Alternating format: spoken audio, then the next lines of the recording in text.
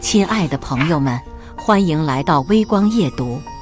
为他怒揍职场色狼，他却怪我断了他的青云路要分手。心灰意冷之时，竟被告知我是走丢的富家少爷，连他所在公司都是我家的。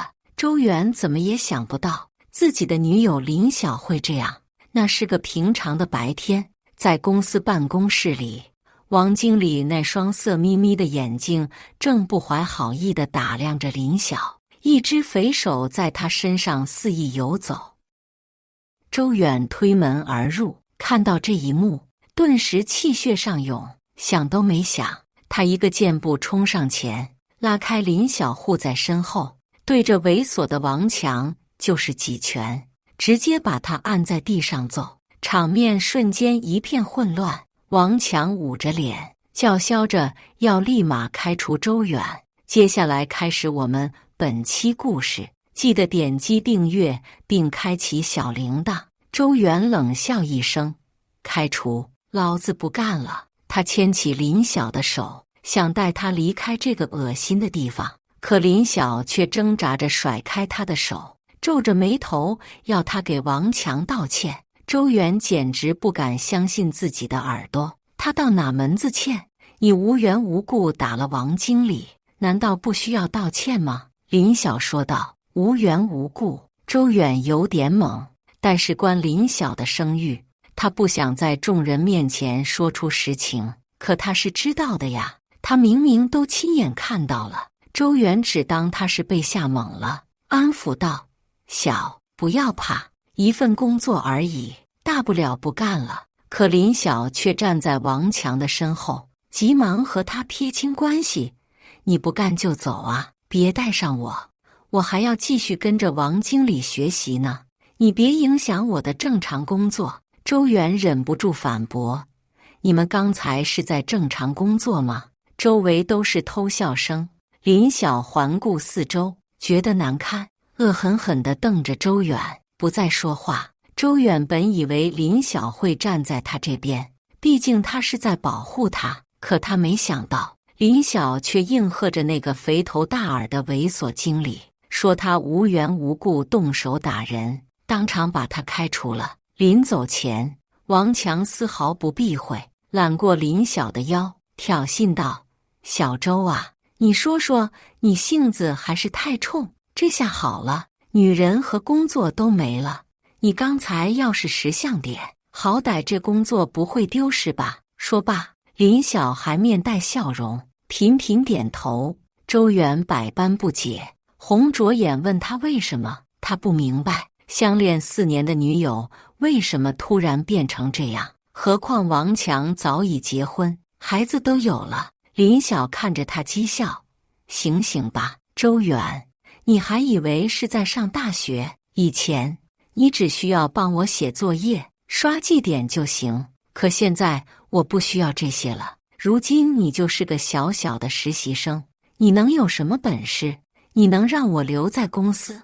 你能不能别耽误我了？既然你发现了，我们就分手吧。说罢，王经理得意地摩挲着他的腰肢，教训周远：小周，还是他明事理，知道跟着你这样的废物没有出路。又对着林晓说，以后你只要乖乖跟着我，保准你吃香喝辣。得到王强的承诺，林晓显得格外开心，娇嗔着捶了他一下，这王八蛋他有老婆了呀，你是不是没脑子？你真信他？周远说道。林晓眼中闪过一丝愠怒，接着换上一副笃定的表情，我还年轻，当然有机会。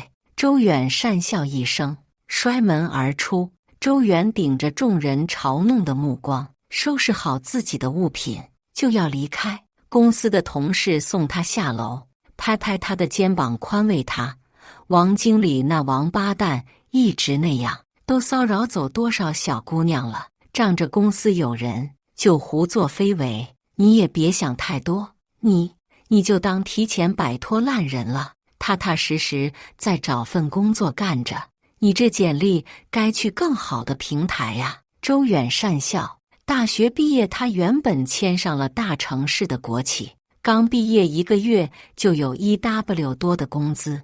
可林晓说想在这里和他有个家，于是他没去，选择留在了这里陪他。可现在才不到1个月，目送他们上楼后，周远坐在台阶上，郁闷地抽着烟，烟灰一点点掸下，他的理智回笼。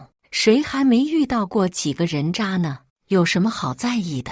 可望着街上挽着手走过的情侣，他还是红了眼。他们4年的感情，在进入社会短短1个月，就这样潦草收场。更重要的是，他的一颗真心被人践踏了。周远和林晓的家境并不富裕，和他在一起后，他也总是尽自己最大的努力，想给他最好的一切。他囊中羞涩，买不起漂亮的裙子，他拼命在学校兼职赚钱买给他。他想吃什么，他二话不说送到他眼前。可现在却落得如此结局，眼泪在眼眶中打转，他胡乱地用手抹去，狼狈不堪。突然眼前出现一块手帕，他抬起头，是一位西装革履的中年人。他看着周远，颤着音：“少爷，少爷，我终于找到你了。”周远这是遇上人拐子了吗？但很快他拿出了强有力的证据，打消了周远的疑虑。至此，周远才知道，原来他不是孤儿，他是货真价实的富二代。在这样的恍惚中，他已经来到了一座极尽奢华的豪宅。老爷，少爷回来了。周远和他的富豪老爸相拥而泣，他老爸大手一挥，给他配置了最新款的劳斯莱斯幻影和市中心的独栋别墅。儿啊，你受苦了。他一遍遍地过问着周远以前的生活，又勾起了他不好的回忆。没办法，身为孤儿的他，第一次在林晓身上学会爱人，他还忘不掉他。周远神色落寞，仿佛什么都提不起兴趣。半晌，管家在他耳边低语：“听罢。”他怒气冲冲地说：“什么？我林茂山的儿子居然被姓王的小人欺负，还是在自家公司，简直天理难容。”听完这番话，周远愣在原地。这公司效益这么差，居然是他爸名下的。也是，里面有像王强那样的蛀虫，还逼走了好些优秀员工，效益差并不奇怪。前段时间，他们项目组拼命干了1个月，加班加点才促成一个大单，眼看着一笔丰厚的奖金就要到手了，可功劳却被什么都没做的王强抢去，打压下属，抢夺功劳，这样的事不在少数。见周远有意，他爹大手一挥，就将公司交到他手中。阿远，这个公司就当做给你的见面礼吧，以后我的家业都是你的，你就先拿这个公司练手吧。周远欣然接受，管家刘叔便为他安排好一切。以前他只是一个打工人，对王强做的大大小小损害公司利益的事无暇顾及，可现在他一定要把他在公司捞的油水全部都吐出来，让这些蛀虫都滚出公司。他爹更是随手打给周远5亿，让他随便花，去外面玩，散散心。在他们的安排下，周远每天睁开眼就是跑车、游艇 party， 有钱后的生活就是这样的朴实无华。没过几天，王强利用公司私下收受回扣等大大小小的证据就已经收集好了。对接法务后，周远来到公司，在电梯里遇到了林晓。他见是周远，皱着眉，诧异地开口：“你又来这干嘛？你不会是想回来应聘的吧？死心吧，咱公司总经理可是王强的靠山，你得罪了王强，还怎么可能让你留下？你能力强也没用。”周远恍然大悟，怪不得王强能在公司横行霸道，原来是有人罩着。他勾勾唇，正好一网打尽。此时他看着向他提供信息的林晓也格外顺眼。林晓见他没回话，突然一脸懂了的表情，不加掩饰的上下打量着他。周远，你要我说多少遍？我们早就分手了，你又来缠着我，你烦不烦啊？他叉着腰，手指着他，一脸的傲慢。我和你是注定不可能的，你不会现在才明白吧？你家里穷，我不可能和你一个阶级。周远笑了，他很想大声质问他，既然大一一开始就知道他家穷，那为什么要主动向他表白，说喜欢他的勤奋踏实？知道他家穷，为什么还能理所当然的让他送给他5K 一双的潮鞋？那5K 是他天天吃泡面辛苦兼职才攒下的。他看着他现在满脸得意的样子，突然就释然了。他和他之间没有什么所谓的感情，在他眼中，他只是一个当下用的最趁手的工具人。如今他看到向上爬的机会，就迫不及待地露出了真面目。周远深呼一口气，斜睨他一眼，脑子有病就去治你。他故意上下打量他一番，我还真没兴趣。果然，他瞬间被激怒，脸色涨红，眼神恨不得把他吃了。可周远却舒服多了，毕竟在一起这么久，他当然知道他最在意的就是别人嘲笑他4、6分的身材。电梯门开了，周远径直走了出去，可他还是不死心，一把拉住他，一脸笃定：你来面试也没用，虽然那个岗位确实还没招到合适的人，但只要有我在，我就不可能让你留在公司。不信你就试试。周远嗤笑一声，先担心自己吧。他一脸的不以为意。周远一把甩开他，整理好仪容，走进公司。办公室里之前交好的同事见来人是他，都一脸的惊讶。你回来？是，离职东西没拿全。周远被他们的反应逗笑，耸耸肩，我来，自然是带大家走向胜利，没再管大家疑惑错愕的表情。他径直走向办公室，许是他上岗太着急，办公室里看起来乱糟糟的，老爸配置的秘书也还没到，他就顺手拿起抹布仔细地打扫起来。砰一声，门被一脚踢开，王强微眯着眼，一脸得意地看着周远。小周啊，你怎么来这了？他眼睛扫过周远手中的抹布，眼中闪过藐视。哟，这是找不到工作，改当保洁了呀？他一脸狡黠地看着周远。工作不好找吧？小周啊，你说说，你好歹一正经大学毕业的，怎么混得这么惨呢？闻言，周远嗤笑，又是这种不入流的手段。之前王强用各种手段逼走了很多技术骨干，还在行业内散布谣言，说他们能力不足，还品德败坏，导致他们连份像样的工作都找不到，只能无奈回老家了。如今听他的语气，看来也如法炮制，给周远整了这么一套。他见周远良久没开口，又换上了一副施舍的语气。这样吧，看你如今这么可怜，我就勉强给你个机会，只要你这回跪下给我磕3个头，我就给你个面试咱公司保洁的机会。说罢，他自顾自地笑了起来，连同身后的林晓也仰着头，愈发嚣张起来。酷爱拍王强马屁的同事董博也应声笑了起来。是啊，小周，王经理大人有大量，不计前嫌，还愿意给你份工作，这可是天大的恩情。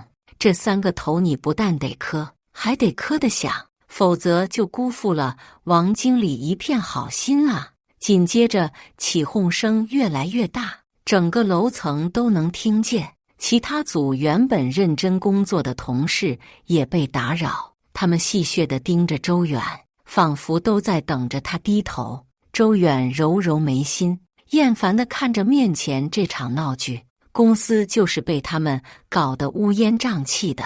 他正了正声，都别闹了，现在是工作时间，说罢，安静了一瞬，接着他们又大笑起来，比刚才还要过分。不是，我没听错吧？是你在命令我？哈哈哈哈！你是谁呀你？周远平静地扫他一眼，开口：“我是公司的副总经理呀。”他瞥了王强一眼：“怎么你没接到通知？”说完，所有人一脸紧张地盯着王强，似乎都想从他的脸上得到答案。可王强一脸轻蔑：“是有这么一回事，但他妈空降的是董事长的儿子。”他上下打量周远一眼：“你算哪根葱？”话音落下，办公室里嘲笑声一声大过一声。林晓更是鄙夷地开口：“周远，你就是一孤儿，说谎话都不打草稿吗？你不会是和我分手后得了一响症吧呀？”哈哈哈哈！董博望着王强，一脸谄媚地开口：“小周啊，原本王经理是愿意给你个留在公司的机会的，可你不识抬举，还把我们当猴耍。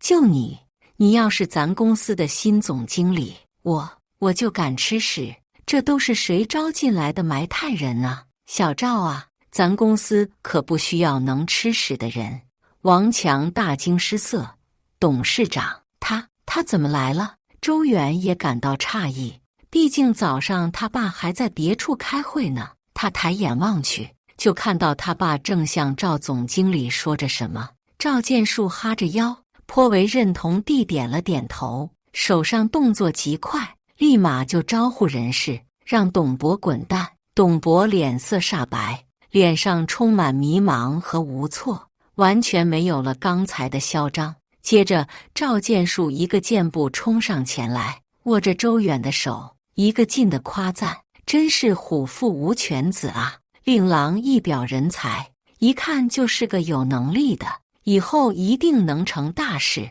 话音落下，同事都竖起耳朵，偷偷地听着，躁动起来。王强瞪着眼睛，一脸震惊地看着面前发生的这一切，似乎是被吓到了。可周远明明早告诉他了。林晓则是被吓懵了，不可置信地看着周远。他爸淡淡地扫过他面前的几人，漫不经心地说：“虎落平阳被犬欺，光有能力哪够啊？你说是吧？”不过他话锋一转，又补充说：“他是我的儿子，就算没有能力也无妨，家里所有产业都是他的，更别说……”他随意地用手指了指，就这个给他练手的小破公司了。哈哈，林董，您说的是？赵总经理讪笑着应和。周远心里暖暖的，他知道他爸是特意过来为他撑腰立威的。年过半百的老头子在用他笨拙的方式爱他，许是场面太过尴尬。赵总经理又讪笑着拍拍周远的肩，忙向他爸保证：“林董，您放心，在公司我一定好好栽培令郎。”周远皱着眉躲开，他一想到前些天查到的证据，越发生气。王强敢这么明目张胆地损害公司利益，少不了他的包庇。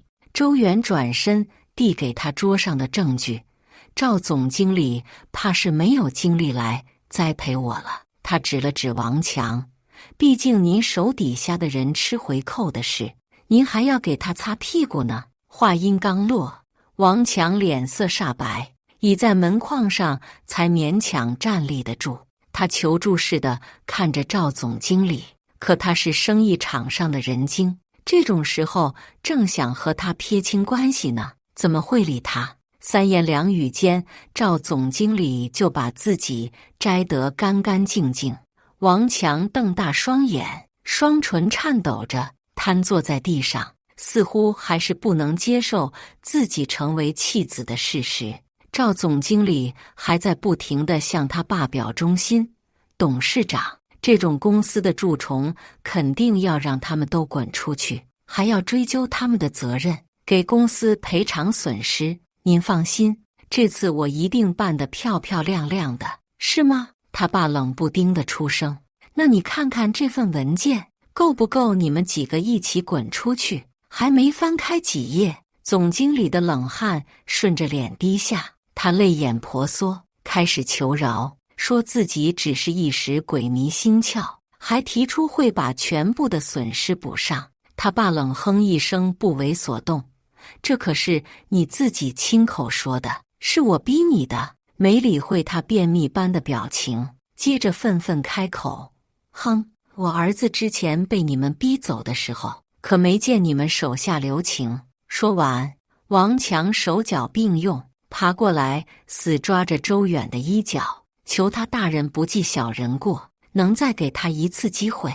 我家里还有2个孩子要养，我真的不能失去工作呀。周远看着他现在的样子，和以前判若两人，笑了。他以后没法在行业内混，和他有什么关系？这都是他自己的选择。他不甘地瞪着周远，嘴唇微张，还想要说。周远不耐烦地打断：留着在法庭上说吧。接着他爸宣布，周远就是公司新的总经理，并给周远配置了一个高级秘书，可以帮他最快速地熟悉公司的运营。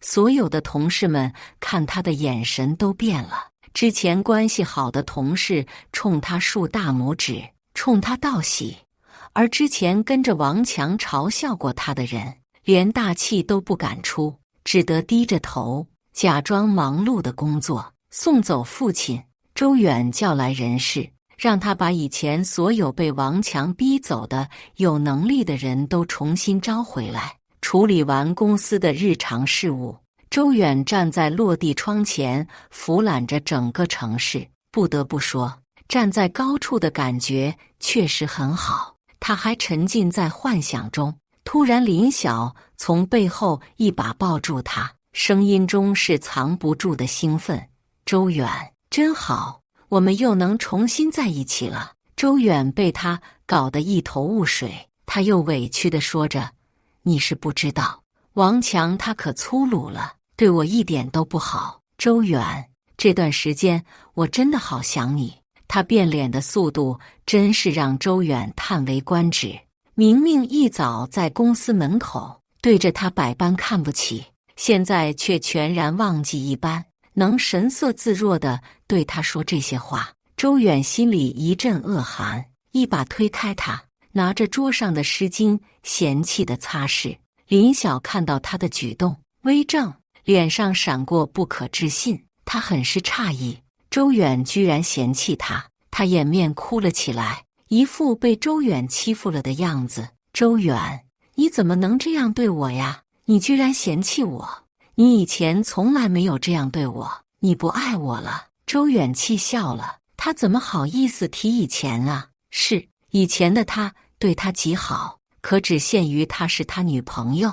自从那日他在公司当众说出那些话后，他对他就没有了半分情意。周远轻声道：不是你说的吗？咱们早就分手了。他忽略他脸上的一抹尴尬，故意回复他：我和你可不是一个阶级的人。说完，周远叫来秘书，把林晓赶出办公室，直接开除。公司没有了这些蛀虫，果然变得轻快起来。周远把之前被王强吞掉的奖金拿了出来，发给了在公司努力工作的员工。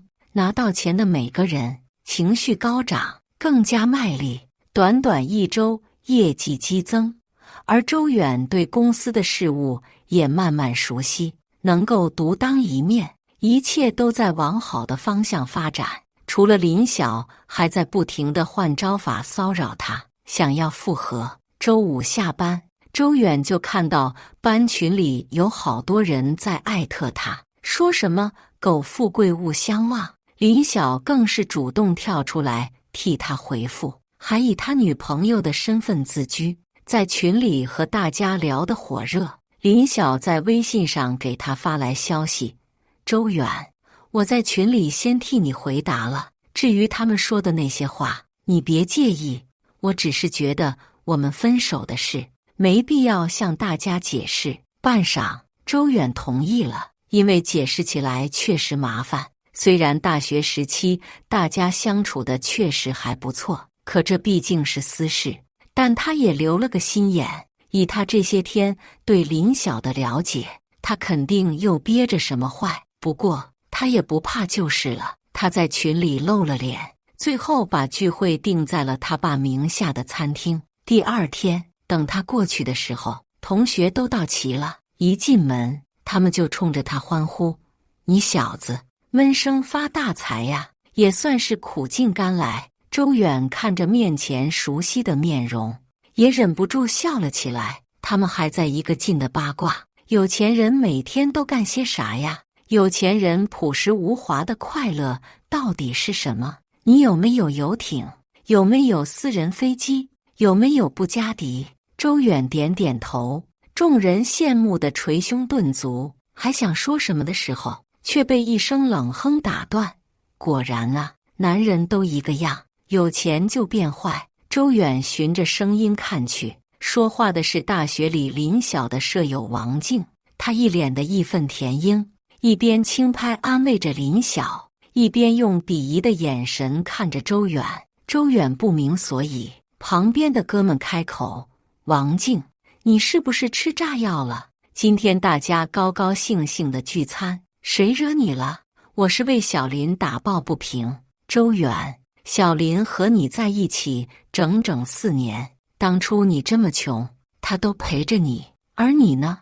一有点臭钱就把他给踹了。他眼神扫过在场的所有人。周远，小林当初对你不差吧？他知道你家没钱，经常拿自己的生活费补贴你，更别说他还兼职养你，给你买电脑，经常请你出去吃饭。你扪心自问，要不是林晓救济你，你能读完大学吗？话音刚落，在场不知情的人便为林晓打抱不平，一个个都向周远投来嘲讽的眼光，说他忘恩负义，活脱脱当代陈世美。他这样的人一定走不远。林晓也红着眼眶，一副楚楚可怜的样子。周远震惊了，他在说些什么？事情根本不是这样。和他在一起后，他才知道他家重男轻女，他拿不到1分钱，他这4年的学费、生活费都是他负担的，更别说给他买电脑、手机，还有各种礼物开销。和他在一起，他没让他花过1分钱，连他室友都劝他不要太舔，会被看清的。可他没在意，笑嘻嘻地想着，就当是提前养媳妇了。没想到一语成谶，得到的太容易，以至于一出社会，他就能那样伤害他。更没想到的是，如今他还倒打一耙，把他塑造成忘恩负义的渣男。周远气笑了，原来这才是他不让他澄清的目的。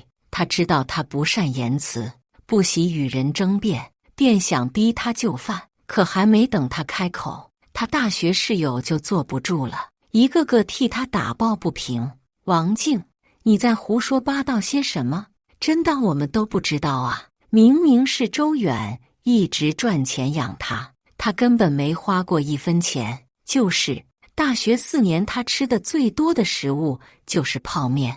周远不但要赚自己的学费，还要负担林晓的开销。你别睁眼说瞎话呀！王静还在质疑，哥们稳定发力。再说他去哪里兼职？去酒吧兼职得了吧？我可没少见他在酒吧钓凯子。别的不说，大3那双联名潮鞋，妈的，我买前都要犹豫一下。可他出去跑外卖，拿到工资，二话不说就买给他。在一起4年，我就没看到他送过周远一件像样的礼物，连他生病住院都是哥几个去照顾的，他根本就没出现。要我说，分得好，早他妈就想劝分了。每多说一句，林晓的脸色就更白1分。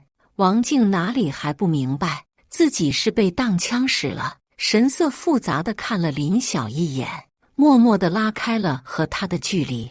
刚才替林晓打抱不平的人也不再说话，而是一脸歉意地看着周远。林晓被拆穿，见所有人都不站在他那边，脸面挂不住，哭着离开了。周远笑了笑，看着为他说话争执的面红耳赤的兄弟们，心中一暖，让经理拿来上好的酒，一醉方休，重新换了话题，场面又热闹起来。兄弟拍拍他的肩，让他别太难过，还说着离开这种烂人才会有机会迎接新人。周远喝了口酒，没有说话。他现在一心只想把公司经营好，其他的都不考虑。他见周远沉默，凑过头来开导他：林晓这样玩弄别人真心的人只是少数，让他不要因此气馁。见周远不信，他更是急着向他证明：你大二那次送外卖时帮忙抓小偷那事你还记得不？周远点点头。他接着说：那个小女生你可能没印象了，她考上了咱学校，冲你来的。但那时你还和林晓在一起，她来宿舍找过你几次，知道后就再没来过了。但她欲言又止，也不是没来过。你生病住院那段时间，那些营养餐什么的都是她做的。我一大老爷们哪里会做这些，我只是顺手给你带过来。还有几次你实在缺钱，也是他帮的你，他怕你有负担不接受，所以让我保密。还有之前招聘那次，听着这些他从来不知道的事，周远陷入了恍惚。他拼命想起来点什么，可脑海里却对他印象全无。他突然觉得很讽刺，他只是顺手做了一件不起眼的好事，他却能记在心里这么多年，还在他看不见的角落默默付出。可他为林晓做了那么多，却被弃之敝履。他低头闷酒，一双葱白的小手握住他的手臂。周远抬头，入目的是一个面容姣好、眼神清亮的少女。可印象中，他并不认识这么漂亮的女生。他还没来得及开口，他紧挨着他坐下，一把夺过他的酒杯，递给他温热的蜂蜜水。他眉眼弯弯，说出的话更是温柔：酒要慢慢喝，你喝的这样凶是会伤身体的。介绍一下，我是秦源，你帮我抓过小偷。喝了蜂蜜水，胃果然好受很多。散场后，他还是跟在他的身后不离开。周远叫来司机送他回学校，可他摇摇头，定定地望着他。我想给自己争取个机会，一个你喜欢上我的机会。我可以追你吗？少女眼中是藏不住的真挚，她浅笑盈盈，目光柔情似水，眼底汹涌的爱意好似溢出。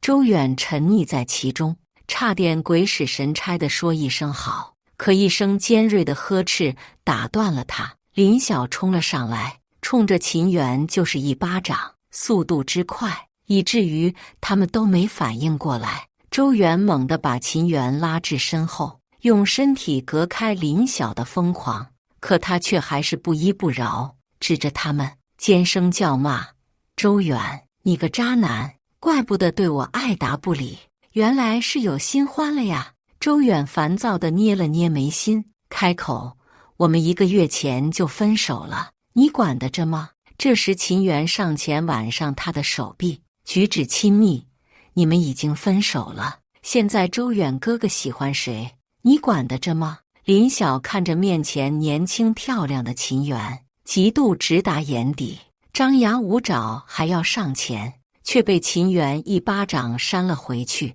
林晓丝毫不掩饰眼中的恶意，看着周远恨恨地说：让他们等着。周远耸耸肩，无所谓的摆摆手，任由秦源牵着他离开。路上，秦源捧着脸撒娇，说自己脸好疼，手也好疼，问他对他有没有一丁点的心疼，十足十的小女儿的姿态。周远恶劣地摇摇头，看着他眼中的失落，忍不住偷笑出了声。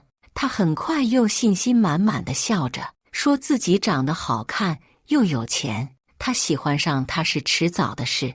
周远不置可否，心里空着的那块地方慢慢被填满。秦源没有撒谎，这段时间他确实在认认真真地追他。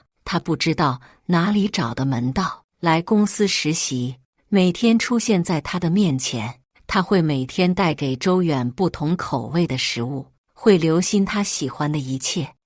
他总能精确地知道他的需求。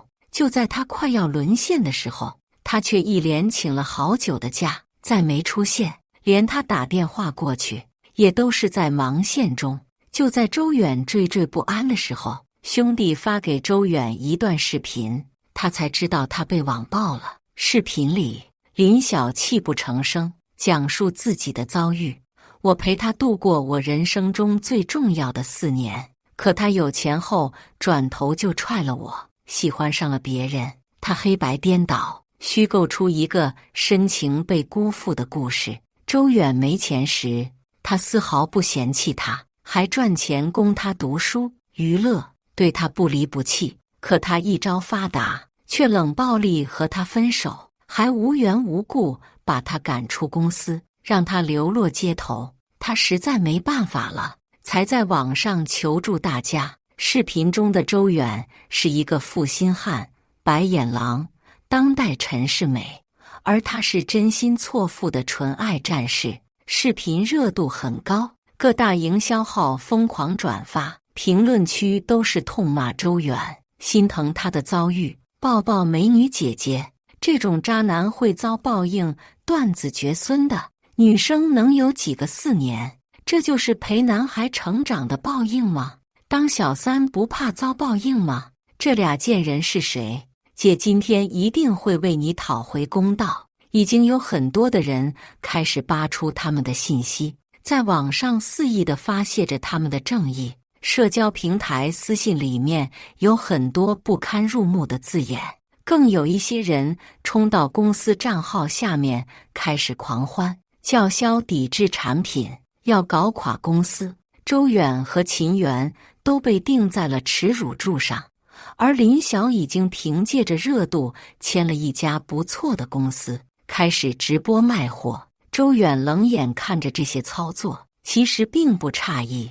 林晓这种人为了热度圈钱，做出这样的事并不奇怪，而他也并不着急澄清，毕竟黑红也是红。现在他们对公司对他的恨意有多大，知道真相后愧疚感就有多强。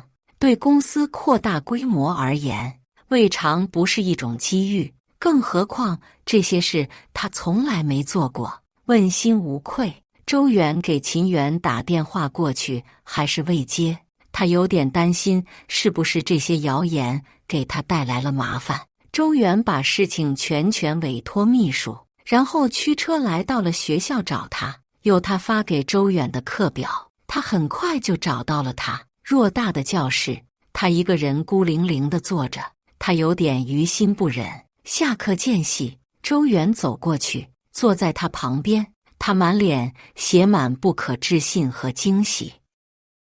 至此，周远才知道他最近请假、不回消息等行为是为了应对期末考试。我爸说了，我要是这专业学不明白，就趁早出国进修回来继承家业。可他眉眼弯弯，我更想留在这陪你。周远别扭地挪开眼，勾唇笑了笑。那最近网上发生的事呢？他这么拙劣的谎言，我才不会被影响。我还嫌他事情闹得不够大呢，不能让我一次锤死他，让他再也没机会出现在你身边。况且你都主动找过来安慰我了，也算是好事一桩。周远心下微动，抓过他的手轻拍，放心，我会处理好一切。他罕见露出少女般的娇羞，闷声用力地点了点头，只是手更加用力地握紧他。陪他吃完饭，周远就回了公司。虽然他嘴上说着并不在意这些流言蜚语，可一路上的指指点点到底会让他感到不舒服。回到公司，秘书已经对网上的过激言论和人身攻击做了证据备份。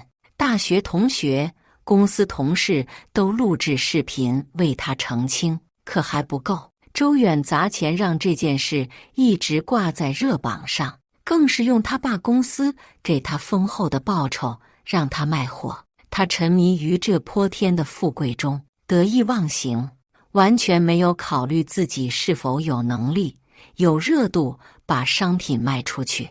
周远更是让人一直冲进直播间举报，来来回回封禁好多次，连续几天卖不出去货。林晓着急了，为了获得更大的流量，更是不择手段，发直播预告要爆出周远和秦源更大的料。周远嗤笑一声，也卡着他直播的时间，让公司还有大 V 发出声明。声明里有他和林晓从恋爱到被分手的全过程，分手原因更是被清清楚楚地写上。他已经没有再为他考虑的必要了。有公司同事和大学同学的视频佐证，加上律师的诉状，舆论很快就朝这边倾斜。可林晓此时还全然不知，和他预想的一样，直播间来了更多的人。毕竟吃瓜是人类的本质。林晓带着哭腔的声音传来，还没等他编出点什么，弹幕从刚才的心疼变成了现在的唾骂。姐为你出气，你把姐当猴耍，你好惨，你前脚把他踹了，他后脚就变富二代了，哈哈哈哈哈哈！破案了，事情的真相应该是这样：他大学一边把人家当提款机，一边拿钱去酒吧钓凯子，可能自身实力不行没成功，然后毕业进公司攀上了上司，就把男生给踹了，结果上司坐牢了，没捞到好处，发现男生有钱又来捞男生的钱，发现男生不好骗又来网上造谣带货来了，这很难评。感情这男生是你的财富密码呀，你逮着他一个人薅，骂的人越来越多。林晓脸色苍白，下播了。可等待他的不止这些，光是那些品牌违约金就够他喝一壶的。而此时，公司账号借助热度入驻互联网，短短1个小时就涨粉无数，直播间的货物更是被一扫而光。公司名声大噪，生产规模逐步扩大，线下线上渠道同步进行，短短几天销售额涨了多番，连老爸都笑得格外开怀。这波不亏，周远和秦源谈起了恋爱，他还是和以前一样热烈而赤诚，用爱包围着他。一天，从公司下班出来，周远遇到了蹲守他的林晓，他扑通一下跪在他面前，他哭着求他原谅他。我真的只是一时鬼迷心窍，对不起，你以前那么爱我，你不会介意的，对吧？我现在真的很需要你，我还欠着好多钱，我真的撑不住了。我才毕业，我哪有钱还呀？周远，你知道的，我家人从大一开始就不给我1分钱了，现在还找我要钱，他们是不可能会帮我的，我只有你了。他哭到不能自已，可眼神中全然是藏不住的算计。他的这番作态让周远心里积郁作呕。周远轻声回复：我帮不了你，也不会帮你，这一切都是你咎由自取。见周远态度坚决，他开始变得歇斯底里。周远，我只不过是犯了一点小错，我们4年的感情，你非要这样对我吗？我只是挽回你用错了方式而已。周远，我们4年感情，你不能这样对我，我的4年青春你要赔偿给我。周远无语了，他到现在还是觉得自己没错。周远拿手机调出合同，放在林晓面前，戏谑道：看清楚了吗？这样的合同你才有资格要我赔偿，你能拿得出来吗？他失控的尖叫：周远，都是你搞我，合同是你故意的，是你逼我签的，我不认，我不认。周远耸耸肩，表示无所谓，反正他不差这笔钱。但看到他被这笔天价违约金折磨，自食恶果的样子，他就格外解气。周远扶了扶眼眶，径直走开。打开手机，又看到秦源发来的消息，没见到你的第1086秒，更想你了。周远握紧手机，笑着回复：那等我来见你。日子一天天过去，公司在周远的精心打理下蒸蒸日上。那些曾经被王强打压的优秀员工回归后，带来了新的活力和创意。公司的业务范围不断扩大，在行业内的名声也越来越响亮，而周远和秦源的感情也越来越深。秦源总是在他忙碌了一天后，给他准备温馨的晚餐，陪他一起在别墅的花园里散步，分享生活中的点点滴滴。他们一起去旅行，一起去参加各种活动，每一刻都让周远感到无比幸福。然而，林晓的事情并没有完全结束。他因为无法承担违约金，被那些品牌方告上了法庭。他四处托人求情，却没有人愿意帮他。最后，他走投无路，竟然又跑到周远的公司，在大堂里大闹起来。公司的保安很快就把他拉了出去，但他的行为还是在公司里引起了一阵骚动。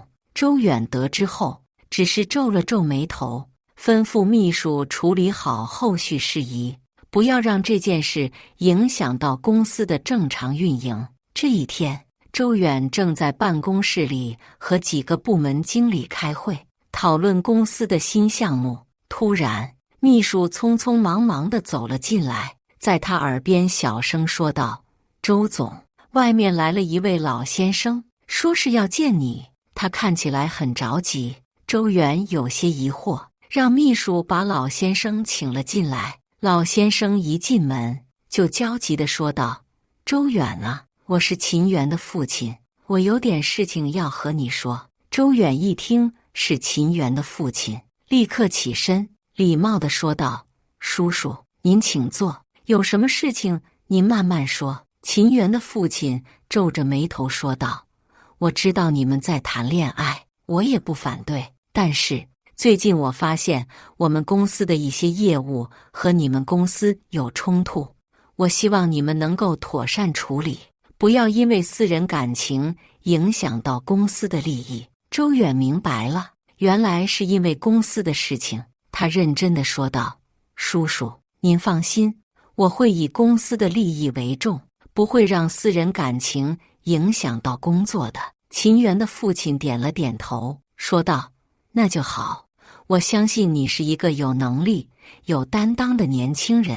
经过一番深入的探讨和协商，周远和秦源父亲的公司找到了一个双方都能接受的解决方案，不仅避免了业务冲突，还实现了一定程度的合作共赢。在这个过程中，周远的能力和智慧得到了秦源父亲的高度认可，秦源父亲对他的态度也从最初的担忧变成了欣赏，而周远和秦源的感情也在这次考验中变得更加坚定。他们一起面对困难，一起解决问题，彼此之间的信任和依赖也越来越深。随着时间的推移，公司的发展越来越好，周远的生活也越来越充实。他已经彻底从那个被女友抛弃、被上司欺负的落魄青年，变成了一个事业有成、爱情美满的人生赢家。而林晓在经历了一系列的挫折后，终于认识到了自己的错误。他开始重新审视自己的人生，决定改过自新，靠自己的努力去生活。虽然他曾经的行为给周远带来了很多伤害，但周远也希望他能够真正的成长起来，找到属于自己的幸福。感谢大家的观看，本期故事精彩吗？欢迎大家在下方评论区吐槽。如果你喜欢这类故事，记得点击订阅微光夜读，并分享给更多的人，这会对我帮助很大。再次感谢大家的观看。